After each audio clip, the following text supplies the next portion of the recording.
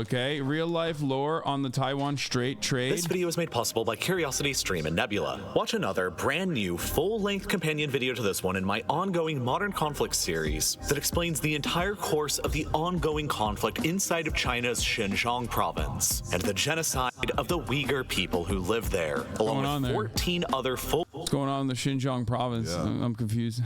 full-length episodes with more than 5 hours of combined content covering other major 21st century conflicts, all of which you can access by signing up for the Curiosity Stream Nebula. Well, it's now like a tourist destination, as far as I understand. It's like it's set up. They already dealt with whoever they consider to be like a separatist. I'm sure there's still mass surveillance going on, but even like even the Associated Press was like, all right, genocide over, guys. Pack it up. They packed it up. The re-education camps are done. Dangerous body of water anywhere in the world for the 21st century, and the most likely place where the Third World War could be triggered from. 7 different powers exist around this sea's perimeter: China, Taiwan, Vietnam, the Philippines, Malaysia, Indonesia, and Brunei. And they all bitterly disagree over their competing Brunei mentioned POG. Regional power. You got a shout out, guys. Let's go. maritime claims here. Vietnam claims this much, the Philippines claims this much, Malaysia claims this much, while Brunei claims this much. All 4 of these nations' maritime claims in the South China Sea overlap the other 3 in at least 1 other location, and so they all have, to an extent, disagreements with all the others. But all 4 of them are significantly more united against the much more dramatic and sweeping maritime claims of the 5th power to enter into the equation here, the People's Republic of China, who claims for its... They entered the equation later. Yeah, they came into the fold out of nowhere. It's crazy. Nearly the entirety of the whole. Wait, RealLifeLore claims Scottish independence threatened NATO not that long ago? Oh my god, that's awesome. At the tremendous expense of everybody else's claims around it, in what they call the 9-dash line. Through this claim, China asserts that around 90% of the entire South China Sea are the exclusive territorial waters of China, which not only brings it... If one more motherfucker says there's an echo coming through the microphone, I'm gonna lose my fucking mind. Yes, dude, yes. But if you turn the noise gate on and we just scream like shut up, take a week off, shut the fuck up. Audio pedophiles, shut the fuck up. You're a freak, dude. Oh, I have an open back $700,000 studio headphone, and I'm hearing your ass cheeks clenching here, and it's actually really fucked up. Surely you only buy those headphones up. if you want to hear someone's ass clench. Oh my god, dude.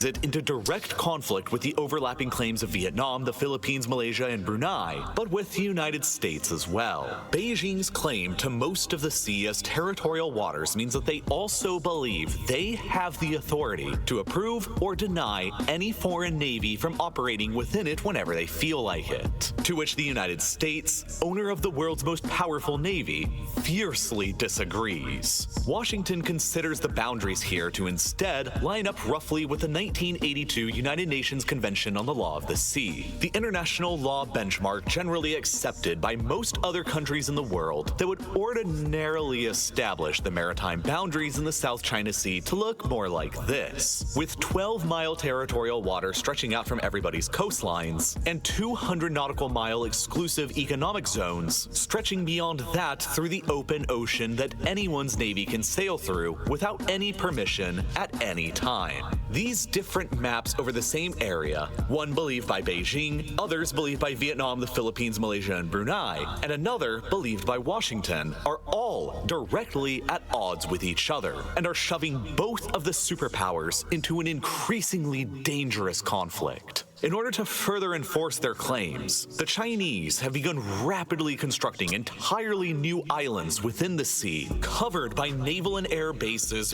bristling with the America latest just takes over other people's while the islands. United States has continued their own naval and air patrols despite all of the Chinese warnings. And while on the surface, it may appear that China's territorial claims here in this sea are overly ambitious, ridiculous, or even reckless. Their claim is in fact rooted in Beijing's That's a own stupid little fear one. of the single greatest geopolitical weakness that plagues all of the strategic thinking of the modern Chinese state. A Guy weakness sucks. that He's is so much- so he's enormous further it right could than potentially Johnny. end up destroying the entire country if it ever becomes properly exploited. And yet so small that it only stretches 1.5 miles wide. It is essentially China's equivalent to the Death Star's exhaust port, and it is located right here. The Strait of Malacca, the strategic gate Malacca. between the Pacific and Indian Where my Oceans, Greeks at? between the Malay Peninsula in the north and the Indonesian island of Sumatra in the south. This natural choke point is geographically the shortest possible path for container and cargo vessels traveling by sea to take while traveling between Europe, the Middle East, and Africa on one side, and East Asia over on the just other. laughing at the As a name result, around $3.5 trillion worth of global trade passes through these gates and across the sea It's the lanes of the furthest South east China Sea every Alexander the Great ever single made year, it. including The an Strait of Malacca. overwhelming He's like, "Fuck this, I'm going home, two-thirds Malacca." of China's entire maritime trade volume. 40% of nearby Japan. Which is why it should belong to America. Okay. Asked and answered. Like, shut the fuck up, everybody. What do you mean? I don't get it. I see no problem here. Yep. And by America, I mean like not directly America, but indirectly through like a client state. Japan's entire maritime trade, and nearly 1/3 of the total volume of all worldwide trade. But perhaps most critically for you to understand is that these Also, you know, it goes back to the same like Aussie joke that we watched earlier, which is like we need to preserve these we need to preserve these trade routes from Chinese influence, so that the Chinese that are utilizing this trade route won't To bring us all that stuff. they won't somehow, I don't know, ruin the trade route that they have with us. flows of trade usually also funny to say include that while around actively 15 trying to destroy that million trade. barrels of oil a day, and around Americans. 1/3 of all the world's traded liquefied natural gas, or LNG. China and Japan, the world's second and third largest global economies respectively, each rely on this single strait for a whopping 80% of all their imports of oil, primarily hate coming about in from these Iran and the Arab science states history around the channels. oil-rich Persian Gulf. Yeah, because Imports everything's that a are fact, but obviously especially nothing's a critical fact. for China, You change as it and you pick imported what you oil want. from abroad makes up. What you saying? I said that everything's presented as a fact, but obviously you still pick the fact and you say what you want, and then it's presented in this way that's like neutral, you know? It's like, no, everything it's all political. Stop pretending it's not. Like, No, this is neutral. I don't know what you're talking about. Yep. China wants to. It's really weird that China wants to encroach on any kind of trade routes that they maintain, and make sure that it's not controlled by America. 75% of China's entire oil consumption, which ultimately means that roughly 60% of China's entire supply of oil passes through just these 1.5 miles. But China is heavily reliant on this choke point not only because of the energy resources they import through it, but because of the massive volumes of manufactured goods that they also export through it as well to Europe. Exports that largely prop up the very foundation of the modern Chinese economy. These realities lead to a rather obvious problem. If the Strait of Malacca, at only 1.5 miles wide at the narrowest point, were to somehow become obstructed or blocked for a significant amount of time, China's entire economy and society would essentially collapse if given a long enough time. This is because there simply aren't really any. Okay, but like, why is he talking like China is just doing trade with aliens or something? yeah. Like those goods are going somewhere. Who are those goods going to, man? Yeah. Right, who's buying them? Like, you think it would just be the Chinese economy that collapses? What the fuck? Yeah, it's so strange. I don't really understand that.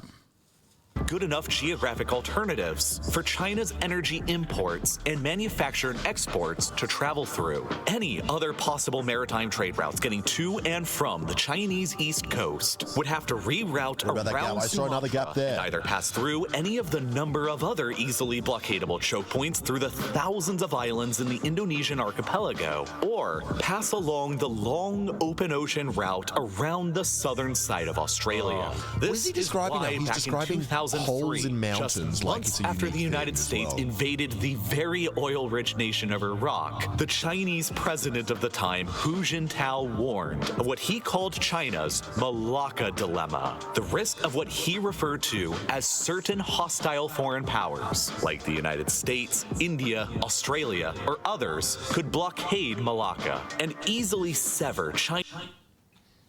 Y'all trying to block Malacca or what? We are. Oh, now you got nuclear submarines, dude. Let's do it. You could stack 10 of them and block the fucking Strait of Malacca like that. Yeah. Just Yeah. move it up and down. Like, what was that boat? Green, Ever whatever. Given? Ever green, ever given.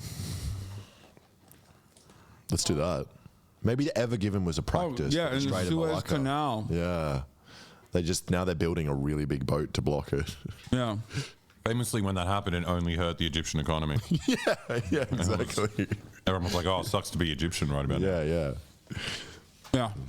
Now, where's my vibrator? China's critical lifelines of energy and strangle Beijing, and thus China's domination over the South China Sea, pushing China's influence directly to the Strait of Malacca itself, became of imperative importance to Beijing's own national security. But fascinatingly, it didn't always used to be like this, because China's current crippling dependence on importing energy from abroad and relying so heavily on the Strait of Malacca is a fairly recent development historically. After all, China is actually, in fact, one of the world's largest producers of oil domestically. They are the 6th largest oil producer in the world today and roughly equivalent to Iraq, with many very large reserves scattered across their northwest, northeast, and immediately offshore. Back in the 1970s and 80s, China used these big reserves to not only be completely oil self-sufficient, but to actually even become an oil exporting nation, primarily to the Japanese, who have basically zero domestic oil reserves of their own and have always been a massive oil importer for their entire. So funny. He said it like the Japanese. Yeah, sucks to be you. Also, Japanese are part of the people who are supposedly meant to like hold up this blockade against their main oil exporter.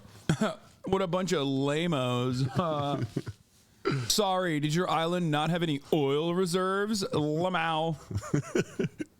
Oh, Their man. modern history as a result. But back at this time, the Chinese economy was absurdly tiny compared to what it is today, accounting for only 1.6% of the entire global economy as recently as just 1987. But beginning in the mid-1980s, China's economy began to experience the era of incredibly explosive and rapid growth. And with that growth came an ever-increasingly hungry economy for more and more energy to continue sustaining and growing it. And by 1993, China crossed a historic turning point that it would never cross back from right up until the present day. Guy uses the logos Domestic from oil Civilization production, 6. while large, what it was? Yeah. not large Something like enough that. to keep up with their economy's growing demand. And they had to start importing oil from abroad for the first time in modern history. As China's economy continued to keep seeing meteoric growth year after year, and the hunger for energy continued increasing alongside of it, China suddenly became the world's largest consumer of energy by 2009, the second largest importer of petroleum behind the United States in 2011, and then even surpassed the US to become the new #1 largest importer Go of China. petroleum Hell by yeah, brother. 2016, and then Guzzle that overtook petrol. Japan to become the world's largest importer of LNG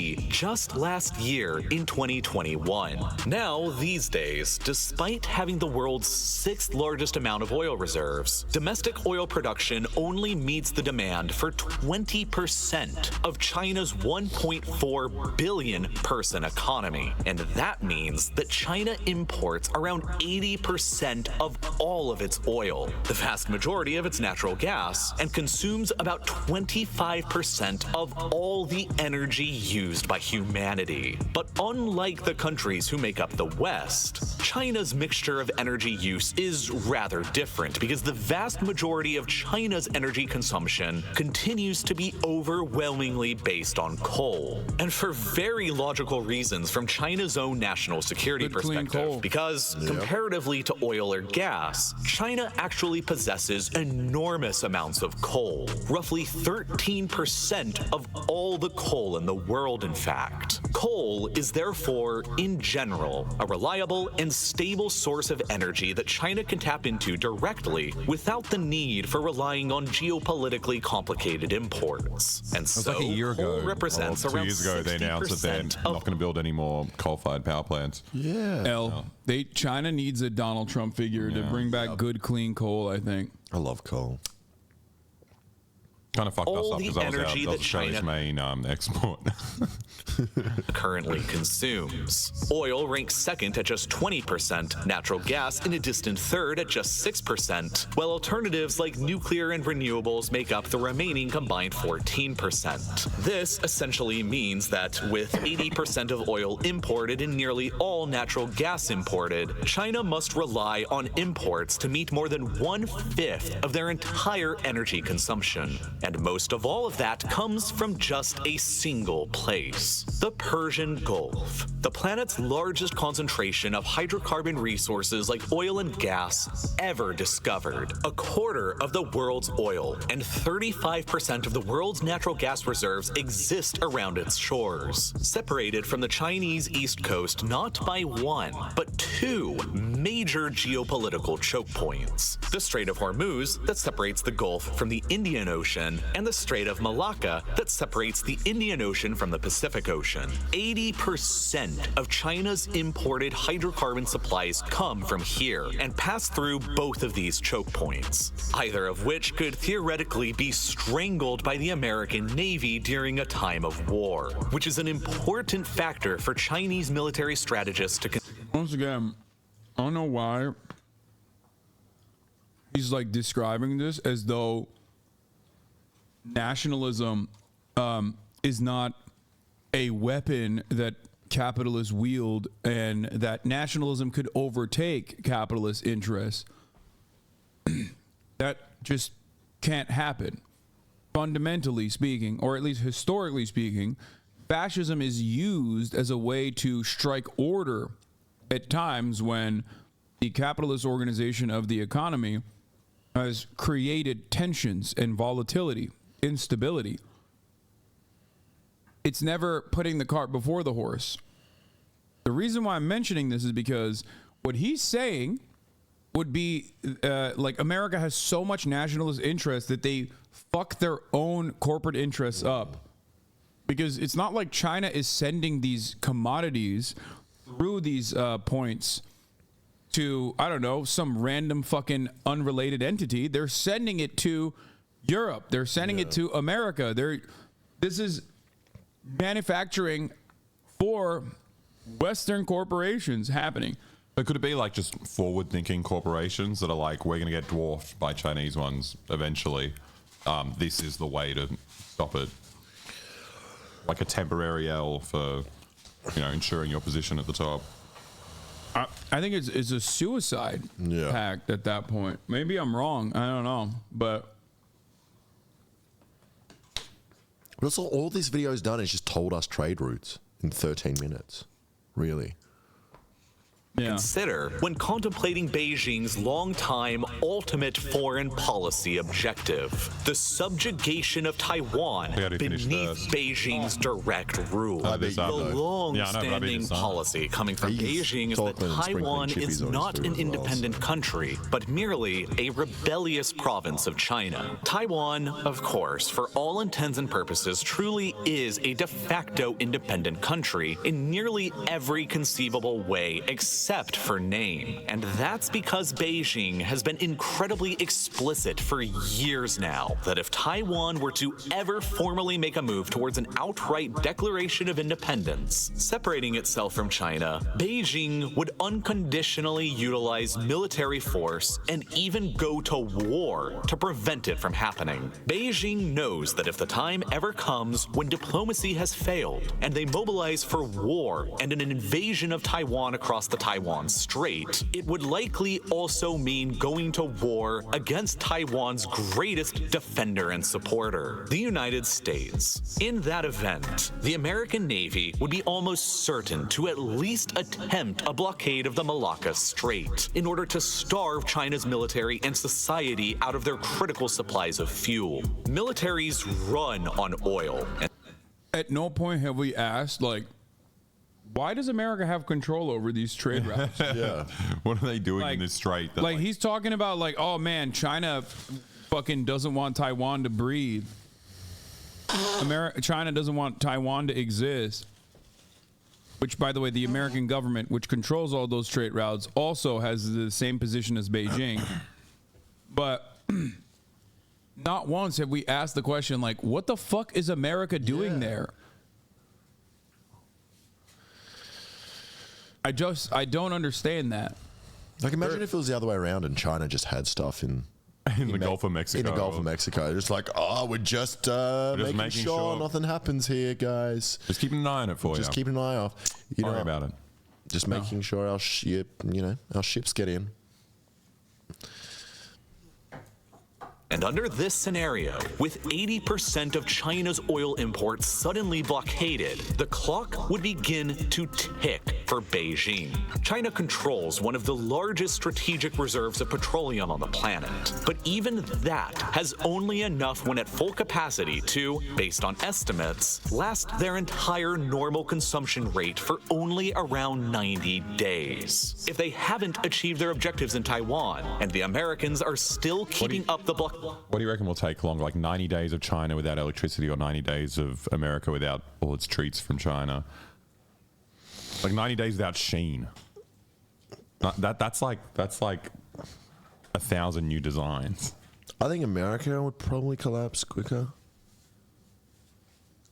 With how lean our logistics are nowadays, 90 full days without Chinese trade would literally collapse the Western world. Yeah. Like, because it's not just like tasty treats and shit. There's plenty of components that like Western manufacturers need that they're getting from that area. Every single electronic component. Also from Taiwan as well. Chips, microchips. Which is now under Chinese rule, like fully. Okay? So what the fuck are you going to do in that situation? Yeah, our just-in-time manufacturing is going to kill us 100%. I mean, dude, look at what happened. Look at what has happened time and time again. Like, whenever there's any kind of issue, whenever there's any kind of bottleneck. Look at COVID. I mean, I think 90 days with no trade from China would be significantly worse for the Western world than vice versa. I mean, it would just be terrible in general, which is why it shouldn't happen. Blockade of Malacca, after those 90 days or so are up, then the Chinese will begin being forced to dramatically ration their fuel supplies and massively divert civilian resources over to the war effort. This ultimately means that on day one of a blockade of Malacca situation, Beijing gets left with really only two options. Give in to the American demands for peace immediately and withdraw from their invasion in exchange for opening back up their supply lines, or dramatically expand the scope of the war and attack. Like, it's so strange that he's not covering that component at all. Like, America's interests maintaining the relationship with China as a really important trade partner. It completely removes that from the equation. It's like, oh yeah, we'd be fucking going gung ho. Like how? What do you do in that situation? It makes no sense here. Just toss all that in the bag. Man, that was fucking good. The Aussie boys love Chipotle. They my favorite food in America. It's probably the best. Is it considered fast food? Because if it is, it's the best. It's by far the best fast food. No, incomparable. It's. I mean, I've had some really shitty ones too, but we've had good luck with Chipotle so far. It's great. Big servings as well. Yeah. Awesome servings.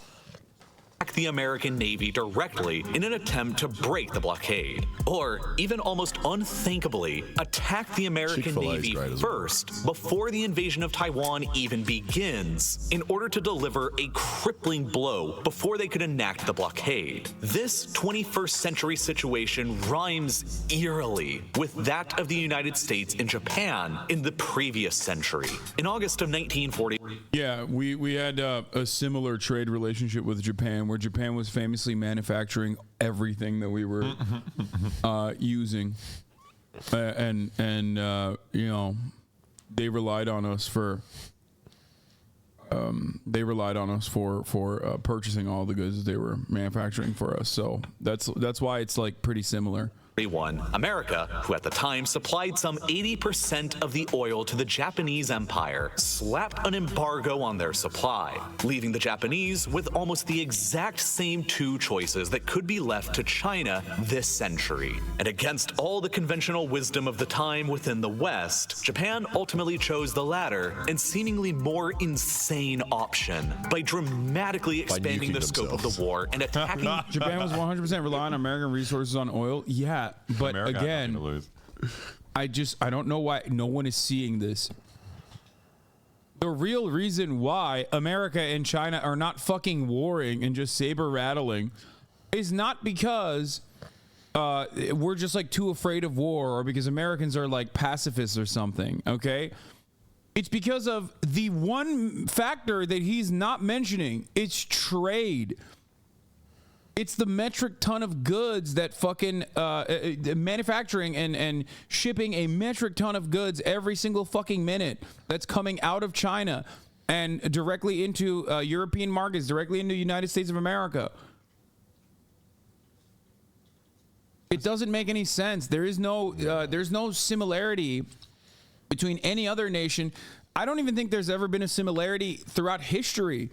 This is a byproduct of globalization. It has never been like this before, where nation states had some, or actually a lot of autonomy from one another, and could engage in like isolationist policies if they chose to do so. But ultimately, that reality is in the past. We do not have that anymore because we rely on Chinese manufacturing.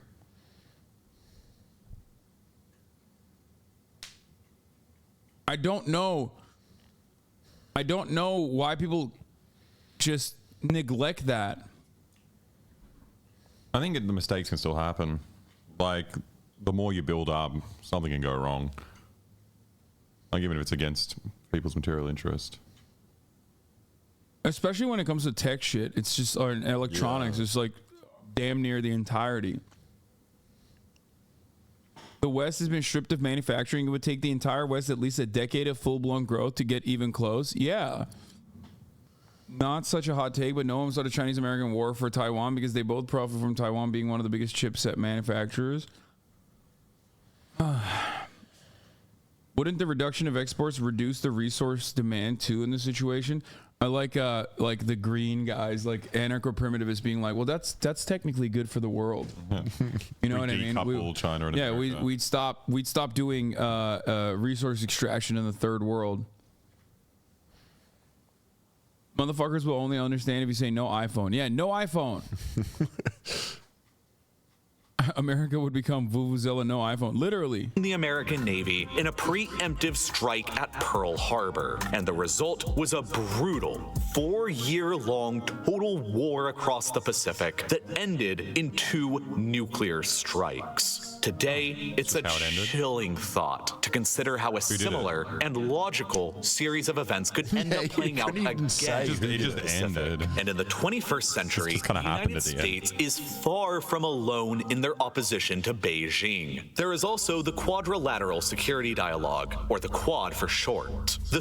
He's about to mention every single country that we have either done, like, not dissimilar things that we've done to Japan, but like specifically similar things in forms of like in terms of maintaining whatever kind of governance they have. Like every single other country that's unified in their fear against Chinese hegemonic power are countries that we have manipulated into having like some kind of one party governance. Sort of security alliance between the United States, Japan, India, and Australia that Beijing derides as the Asian version of NATO. And then there's also the AUKUS, the Trilateral Security Pact between Australia, the United Kingdom, and the United States for mutual defense policy in the Indo-Pacific that is helping Australia acquire crucially important nuclear-powered submarines. Thank you. Were China to attack Taiwan or the American Navy and enter into war with the It's crucial. You're like Australia mentioned. Let's go. United States, it would also most likely mean a greater conflict with the other Quad and AUKUS members of Japan, India, Australia, and the United Kingdom as well, who all share. I love having the UK in that. Yeah. It's like, bro, you could not be further away. You could be Greenland. What about like? Well, you could be America. Yo, like homie's on the team for some reason. You know what I mean? It's like, what are you guys doing up there? What's going on? You're part of this coalition? Just thinking about China. Yeah. I wonder what they're doing in It's just China. the dream team of racism, all together. England and its penal colonies that engaged in indigenous genocide.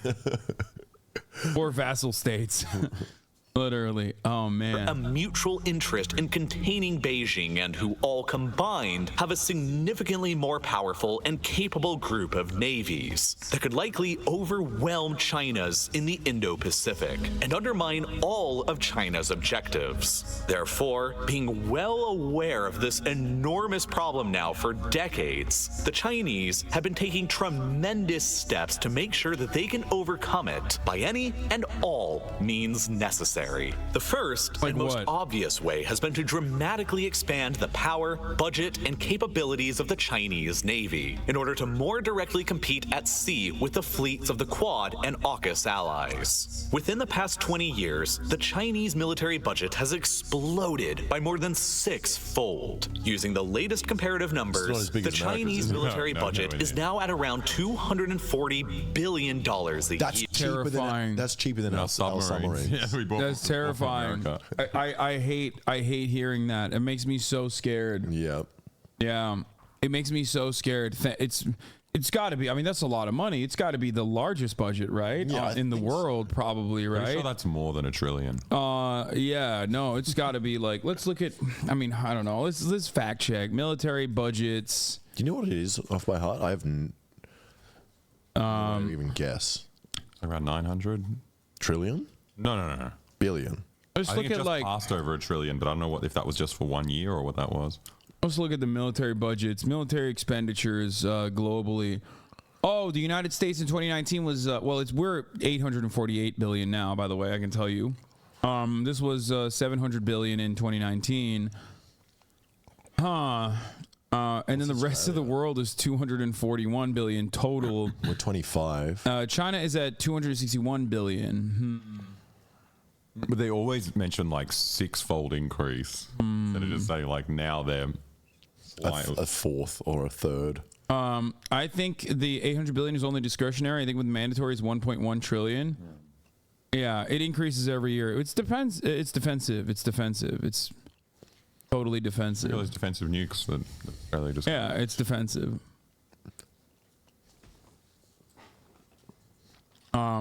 Of course, the reason why this is this size and the rest of the world is this size is because this also does it for the rest of the world. You know. Well, it's like Australia's $270 billion thing. Like, we're buying them from America, so Yeah, and we're using them in America. for America. Yeah. Year, more than what the Soviet Union spent on their military at the height of the Cold War in the late 1980s, even when adjusted for inflation today, while the United States spends more than 3 times them at around $850 billion a year, or around 70% of what they were spending back during the Cold War when adjusted for inflation. Worldwide, he's comparing China it to? and the United States alone represent roughly half of all global military spending. And China is continuously narrowing this gap. By the end of this year, the Chinese that. Navy is expected to possess 4 US aircraft and Brunei carriers, and they make plan up to for have a third 5 of by the- next of year, world compared to military America's expenditure. 20. This naval arms race between the reigning great power, the United States, and the rising one, China, contains another eerily haunting historical rhyme. Like, you can only, the only analysis here is basically if you're looking at it and you're like, China bad, and that's my perspective, because like he just glances over America's insane military budget, and that's not scary. That's good because it's for defending democracy at the global stage. Okay, but then he's like, well, the Chinese military spending has grown, which is terrifying. Like, okay. The naval arms race of the early 20th century for battleships between the reigning great power, Britain, and the rising one, Germany. Germany's economy finally overtook Britain's in China deadly to Muslims. Yeah, dude. Famously, the United States of America certainly is not significantly more deadly to each and every Muslim nation on the planet. Yeah. Like literally, that's an insane thing to say. Like I'm not even going to sit here and act like, there isn't mass surveillance and there wasn't any kind of like cultural genocide, if you want to call it that, or some kind of like re-education of Muslim Uyghurs in Xinjiang. There certainly was. It's done now, according to the Associated Press. But the notion that the United States of America, actually, you know what? There's a really funny quote. I forget where I read it, and I always try to find it, but I have a hard time. Hold on.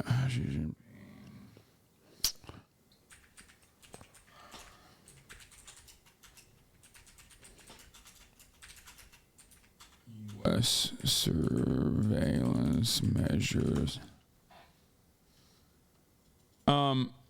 I remember, and I can never fucking find it, but I remember when asked about the state of Uyghur Muslims in Xinjiang, Xi Jinping straight up fucking said, well, we knew that this was a big threat to our national security because we saw it from the United States of America, which, by the way, is probably one of his worst takes, I'll admit. You know what I mean? But maybe he was just trying to get America on his side there. And was like, look, come on, guys, we're doing it's it the together. same reason that you were doing it. Well, you said that's what we're saying. They're Yeah. trying to appease Americans. Be like, Yeah. look, we hate Muslims too. Terrorism, eh? Am I right? It's kind of hurting us all. Yeah, India literally having weekly lynchings of Muslims, and we invited Modi to the fucking White House. Also true. Forgot about that one for a second. Anyway, so the idea that like China's policy in Xinjiang is reactionary and wrong. Meanwhile, we're funding straight genocide in Gaza, which is one of the many. Like, the United States has an involvement in a negative way in every single Muslim populated nation on the planet. Okay, like that's just one. Gaza is only one component. It's just unimaginable. The cruelty is unimaginable. It's like looking at like a tickle party in comparison to like mass enslavement and incarceration of people, and then hyper focusing on the fucking little slap that like a 5-year-old gave you or something, instead of the dude enslaving your family. Like, it's ridiculous. Anyway. Move to China then, bro. Sure, the mansion will be cheaper than LA. First of all, you're not wrong. Secondly, I just don't speak any fucking Mandarin. And lastly, the only component that stops me from moving to a country like China, for example, is the fact that they do not have the same free speech, lack of limitations on free speech that the United States of America has, that I enjoy, that I very openly admit, for the record. So, you know. And also porn is banned, which is kind of fucked up. In 1910, after decades of continuously rising and catching up, and then 4 years later, saw the outbreak of the First World War between them. At the same time, why don't you move to X country doesn't really hit the same for China. It's like saying, like, why don't you move to France, dude? Like, why don't you move to fucking, why don't you move to Italy, dog? If you fucking hate America so much, it's like, oh, okay, well. It'll be a bit different. I got to learn the language first. I mean, there's still some issues there, but like ultimately, you're making it seem like we're moving to I don't know, the fucking tropical jungle or something, like with no working water. Yeah. Like it's not. It's also just annoying though, because it's saying like, what, you're not allowed to criticize another country or your own country. Yeah. Like, what's wrong with doing that? No. You only have to move to a country and then just shut up. Yeah. Then once you're there, you're like, no, I'm gonna stop talking. the Chinese possess which, by the way, ironically, you can't really criticize that country when you're there.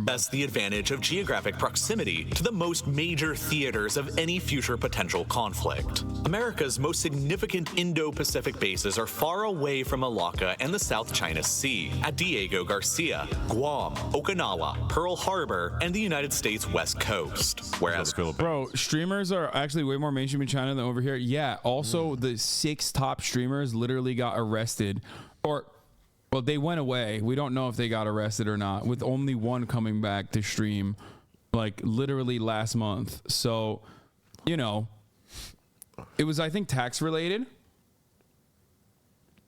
Went away. But you know, stuff like that happens all the time, and I'm not too fond of that. So, you know, they just stopped streaming. I think it was tax fraud related. Yes, I know. But even then, it's like, yeah. That's one of the nice things about America, though. It's easier to get away with tax fraud, and that's why we come here all the time. Yeah, 100%. China has been investing aggressively into numerous naval and air bases built out of nothing across the tiny coral atolls of the South China Sea itself, They're trying to giving impress their the ships Americans and planes proximity to both the Malacca and Taiwan Straits. We're getting up to a bit of mystery. This is why China seems so aggressive in enforcing their ambitious territorial claims to the South China Sea by building up all of these island bases I think it's in the Pacific. to safeguard their access to the Malacca Strait and to ensure that their own critical import and export sea lanes remain open even during a major international crisis. If that means inflaming relations. I like that he literally said it would remain open in major international crisis. So the first 20 minutes of this video is insignificant. Yep. And almost entirely inconsequential. With Vietnam, the Philippines, Malaysia, and Brunei, then so be it, from Beijing's perspective. It's a calculated price that they're willing to pay for the greater security of the state. But perhaps the biggest way that Beijing is attempting to overcome their Malacca dilemma is not through increased naval power, but through increased methods of getting their energy into the country from abroad. For thousands of years now, goods have traveled across the Eurasian continent between China and the West through vast expanses of mountains, deserts, and steppes across what is known as the Silk Road. It was through this ancient trade route that Chinese inventions like paper and gunpowder made their way westwards. And now in the modern 21st century, the Chinese are attempting to revive this same idea of the ancient Silk Road of the past. I hate that. That makes me very scared. Silk Road? Yeah, and very angry. I hate that. Yeah. Again, you know, just like at Nord Stream, I hate it when there's any kind of initiatives to like improve trade. Yeah, with a foreign adversary. I immediately start thinking like, well, I don't like that. You know, nobody asks America about that. Just really fucked up. past for Beijing's energy, transportation, and export needs in the present. And they No, you can't say that. Nope. See, this is what I don't take. This no, fuck that. You can't say that, especially if you're American. Get the fuck out of here. Get the fuck out of here, dude. Look at the last 20 years of Chinese prosperity and then compare it to the United States of America. How dare you? How dare you say China is not so good to its citizens? Like, yeah, there aren't the same level of like social libertarianism that you get in the United States of America. You can't fucking watch porn. You can't say whatever the fuck you want about the government or whatever very publicly and openly. But the idea that like China is not so good to its citizens when they have engaged in a tremendous amount of like even development where you can look at like rural areas modernizing. You can look at all the tier 1 cities that they fucking built and then sit there in the United States of America where your fucking infrastructure is rotting to the fucking core that is still resting on the laurels of like prior social democratic formations in the American government, like the fucking FDR era development of infrastructure that you just fucking sit there and act like, oh man, China's not so good to its citizens. Nah, fuck that. I'm not taking that. Okay. That's bullshit. That actually is fucking bullshit. You know what that is? That's copium. Okay. You and I are stuck here sitting around constantly fucking going, oh, well, you know, our situation is dire elsewhere. Like, let's not make any, let's not take the initiative. Let's not make any amends. Let's not engage in any kind of like serious infrastructure spending. Get the fuck out of here. China isn't good just because America isn't good either. Like, you know better than this. No, I never said that like, oh, China is the best place or the best country or anything like that. But That's what if you're going to fucking That's sit not what there. Hassan said. Yeah, he says that. But it's not like, but you can't fucking sit there and act like Chinese development has been bad for Chinese citizens. That's stupid. And you especially can't say that in the United States of America. Come on now. It's just, it seems like we are all collectively angry because we just feel like our time in the spotlight is coming to an end. And everybody kind of understands that a little bit, where they're just like trying to cope with that reality. They're trying to cope with that reality by being like, well, you know, at the top of the hour, there is a 3-minute ad break. This is such a dumb argument. I know people who have lived in China, they do not describe an authoritarian hellscape that everyone tries to make it seem like. I've said this before. And this is from my interactions with Chinese people that live in China, that, or at least they think that this is a very accurate way to describe it. As long as you keep your head down and, you know, do your work and go to work, live your life, you know, you have all the amenities, the Chinese population, and it's not a monolith, obviously, has an overarching understanding that the government is taking care of them. And why wouldn't they feel that way when they've seen an insane amount of development over the course of their fucking lives? Not even just their grandparents' lives or not even just their parents' lives. They have literally seen it with their own 2 fucking eyes. Okay? So the idea is basically that as long as you don't fucking speak out against the government or say some fucking ridiculous shit that normally you could easily get away with saying in the United States of America, which is why I like living here rather than anywhere else, that you're fine. You have this understanding, this sense of like Chinese prosperity, the idea that like, you know, the Chinese government is taking care of you and they believe in it. They legitimately believe in it. That they're doing their best. As long as you don't speak out against the government, which is, I think, a severe erosion of civil liberties, I do agree, that it's fine. Like, things are good. You could make the same arguments about Americans. A lot of them say America's number one and they love it, but that doesn't make it true. Wait, what? No, I can't say the same arguments about America. You want to know why? Because America isn't actually engaging in any kind of American prosperity. No. The only kind of American prosperity is like, oh, well, look at the GDP, or look at how many billionaires we have. Look at literally entirely wholesale fake industries like Silicon Valley. Look at how incredible they've been. Every single disruptive technological advancement made by Silicon Valley has just been, let's make it an app so we can avoid labor restrictions that were already set in place. Okay, whether it be Uber or Uber Eats or any other kind of thing, it's quite literally just new surveillance technology or just another way to disrupt pre-existing labor regulations. Okay, and that entire economy is propped up by quantitative easing. So it's not like that economy is real either.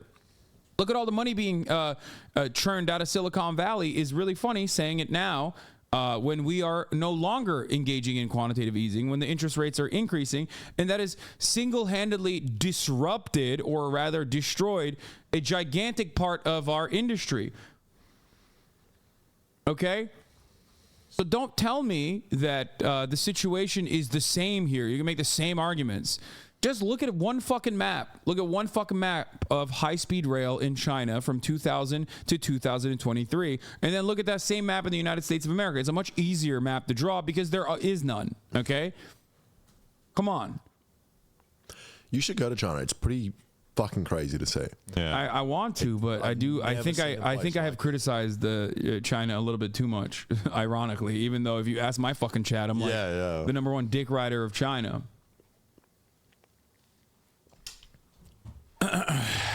There's a ton of corruption in their own government. No Hassan to speak up against that. Meanwhile, if you're that kind of corrupt outside the government, you get mob hit. No, there's certainly corruption in the Chinese government, just like there's corruption in any other government. Except, hey, you know what? When that corruption goes beyond party interests or goes beyond the interests of like the citizenry, you know what happens? They get executed. How many fucking American politicians have been executed for lobbying? 0. How many American corporations have been executed for poisoning the water supply or poisoning the people directly? 0. Get the fuck out of here. You're a U.S. citizen with a U.S. passport. Literally nothing will happen if you go to China. I mean, they are a lot harder on locals than they are on foreigners. Yeah, that's the case with every country. But we got caught doing like journalism, even though we came in on tourism visas. Yeah, nothing happened. Like, like the police were told to leave. Yeah, but you guys are basically Chinese. You're Australian. yeah, exactly. So they probably looked at you guys and they were like, oh, these guys are just our 51st state. Oh, they're from the Australia province. Yeah. I thought though that China seemed, in terms of what people can do, in some ways more freer than Australia in terms of obviously what you say no, but in terms of what you're allowed to do personally, like fireworks and all that fun stuff, driving rules. I was like way less stricter than Australia, which is crazy. In America, you mean, or in China? No, China. Well, China. yeah. That's because Australia's a prison colony. Yeah, exactly. Yeah. They call it the Belt and Road Initiative, or BRI, with a total potential investment of around $1.4 trillion. An amount of investment that is more than 7 times larger, even when adjusted for inflation, than America's investment into Europe through the Marshall Plan at the end of the... Trains get built fast equals good to its citizens, though. Yes, dude. Public transit is unironically one of the fundamental planks. That is one of the most absurd things we experience coming to America from Australia. This guy literally just said, what? Infrastructure development? Good to his citizens? What's next? Are you going to say healthcare equals good to his citizens? What's next? American. Are you going to say education initiatives good to his citizens? That's not what the government's there to do. The government's there to take your tax dollars and directly fund brown baby murder overseas, idiot. The fuck's wrong with you, dumbass? Yeah, no, trains get built fast is good to its citizens. That's like a direct thing that the government's supposed to do. I like the suggestion with trains get built fast that America's just a little bit slower. Not like never going to build it. Yeah. It's like, we'll do high speed rail eventually. They're just a bit faster than us. We're doing slow speed rail over here. But also, you don't realize how good public transport is until you have it.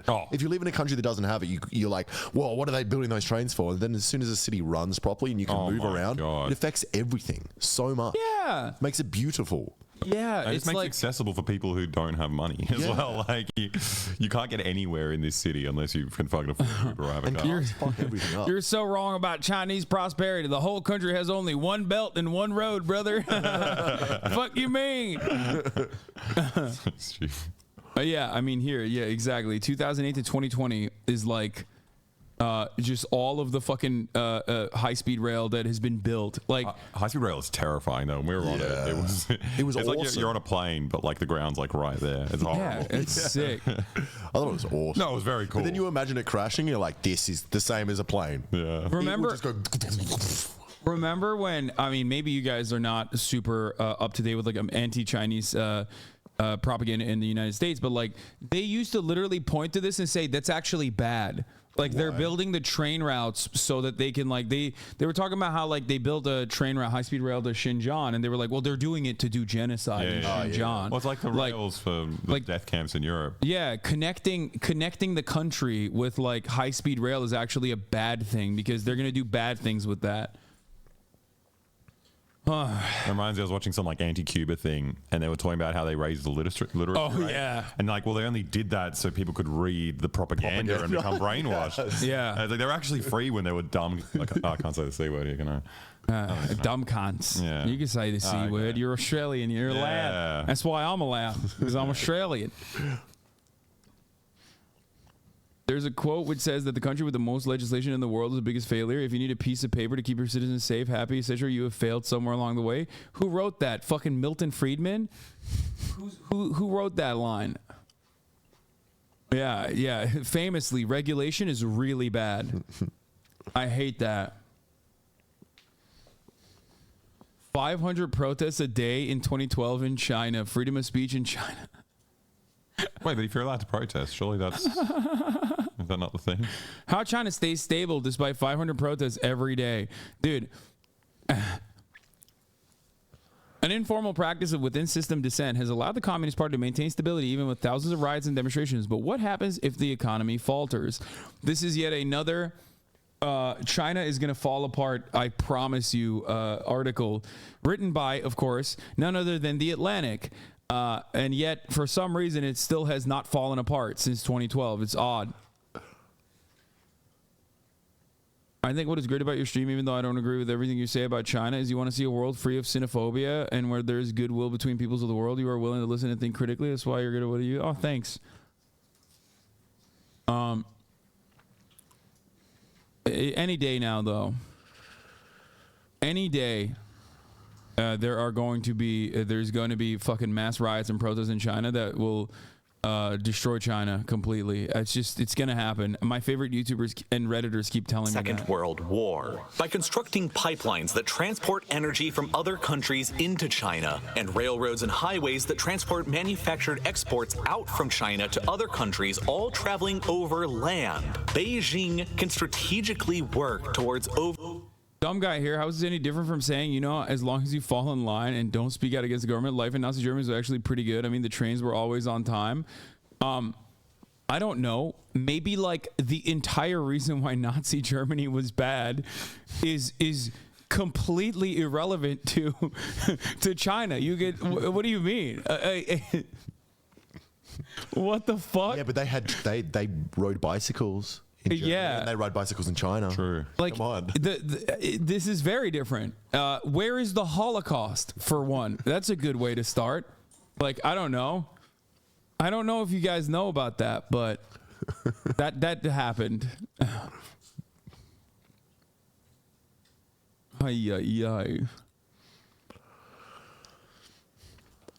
overcoming their dependency on the Malacca Strait and the risk posed to it by the American Navy. Central Asia, immediately to the west of China, is an area of critical importance to the Chinese today because they have some of the most enormous reserves of natural gas and oil ever discovered around the basin of the Caspian Sea. The first ever oil pipeline over land that flowed into China was built here only in 2009 from Kazakhstan's oil-rich shore on the Caspian. Running through China's westernmost Xinjiang province, it is capable of supplying 10 million tons of oil a year to China now. And it was only the first. In the very same year, a natural gas pipeline was constructed beginning in the massive gas fields of Turkmenistan, the sixth largest in the world and nearly double all of the gas reserves of China, and leading directly to China through Xinjiang as well. Today, this pipeline enables gas from Turkmenistan to be shipped 7,000 kilometers away over land to power homes and factories in Shanghai. I mean, China has concentration work camps for the Uyghurs. Yeah, I know. That's,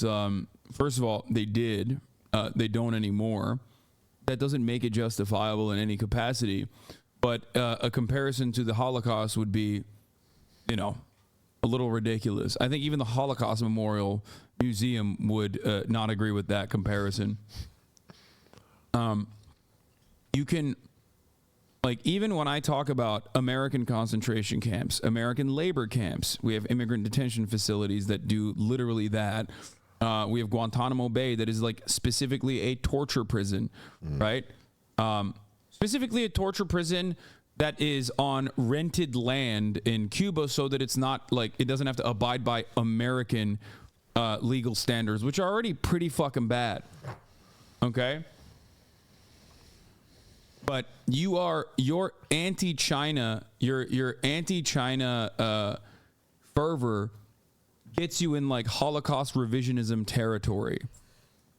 How do you actually know they don't have them anymore? I mean, I don't know anything about what happens in China. I can only rely on information from Western outlets. So when I say they're no longer in operation, I'm operating off of what the Associated Press has written. And the Associated Press has no interest in like sanitizing what China does, as the Associated Press is a Western institution, it's a Western media outlet, an American media outlet, so it has every interest in further vilifying our foreign adversaries like China. So when they tell me that these re-education camps are no longer in operation, I have no choice but to agree. It's more comparable to Indian boarding schools than the Holocaust. Yeah, I mean, that's still not great. You know what I mean? Like, that's still awful. Yeah, it's re-education. Yeah. It is more akin to a cultural genocide where they've basically turned in, they took Uyghur separatists that some of which were radicalized in Afghanistan, and utilize that as a cudgel, or utilize that as a reason to basically pacify or Hanify the entirety of this fucking region with incredibly draconian, incredibly brutal methods, including re-education camps, which are completely, wholeheartedly unacceptable. Okay? I'm not minimizing that. But I also am aware of the reality of the U.S. carceral state. You know what I mean? It's fucking ridiculous to make these. It's ridiculous to think that America looks better in comparison. Yeah, is what I mean. Well, it's like when we were in Mongolia, there was the thing where I realized, I was like, this used to be Mongolia, and China came in, and a lot of the Mongolians we spoke to didn't like China. Yeah, we're living with a bunch of Mongolians, and they had like all the Genghis Khan stuff, but it was all just like tourist attractions now. But then I was like, well, at least there's still Mongolians here. Like in Australia, when that happens, you just killed every single indigenous person and kicked him out. And I was like, it's still fucked up, obviously, but it's not. Yeah, it's still not as bad. It's a light version of what we get up to. Anyway, U.S. is a bigger prison population than China, which is heavily racially biased, and forced labor and literal torture, solitary confinement is very common. The cultural genocide in China is closer to ethnic genocide of African Americans in the U.S. It's just milder and short-lived. No, I mean, I think it's more. It closely resembles Native American, like indigenous populations, and what America did and what Canada did after they were done genociding. And it's a weird conversation to have when you're like, oh, well, this genocide is worse than this one or whatever. It's like such a stupid fucking conversation to have, because I think we all agree that it is still not good. It's unacceptable. It's bad. It's inhumane. I have never, that's part of the reason why I do worry that I wouldn't be able to get a visa to go to China, because of what I have said about the situation, right? So I find it to be a rather stupid conversation, but I won't sit here and you know, act like this is identical to the Holocaust, or that it's worse than the Holocaust, or whatever the fuck people say on Reddit. Entire half of all the gas that Turkmenistan exports abroad now flows through this single pipeline towards China. But these energy projects in Central Asia have become slightly problematic with Russia. They're lighting China on fire. Central Asia I'm gonna go grab my bag and stuff and start getting ready. More and more of Central Asia's abundant reserves of energy are flowing through Chinese majority-owned pipelines. What if violent radicals in that region pose a similar threat to white supremacist gangs in the U.S.? What would you soften your criticism then? I would never be on board with mass surveillance and re-education for all white Americans, just because there are white supremacist gang activity that is like truly threatening secession from the rest of the United States of America. So no, I don't think that there is an apt comparison there. It's just like ridiculous. Do you understand it now? I hope that helps you understand it a little bit better, because violent radicals in the United States of America do threaten, right, the integrity of the nation state. Towards China, and less is flowing through Russian-owned pipelines towards Moscow's traditional market in Europe. But Russia is having to accept the increasing Chinese influence in Central Asia, because China is also rapidly becoming the new largest market for Russia's own massive supplies of energy as well. Russia, with by far the largest reserves of natural gas in the world, and the second largest producer of oil in the world, is one of the world's energy superpowers, and is located directly next door to China, the world's largest consumer of basically all forms of energy. A relationship between Moscow selling energy and Beijing buying it was almost always going to be inevitable, simply based on both nations' geography and geology. And sure enough, it's been really starting to kick off. Just 3 years ago in 2019, the Russians completed their first natural gas pipeline into China, the power of Siberia. What should we watch? Chat. Yeah, tell us what to watch. Please. I'm sick of these lines.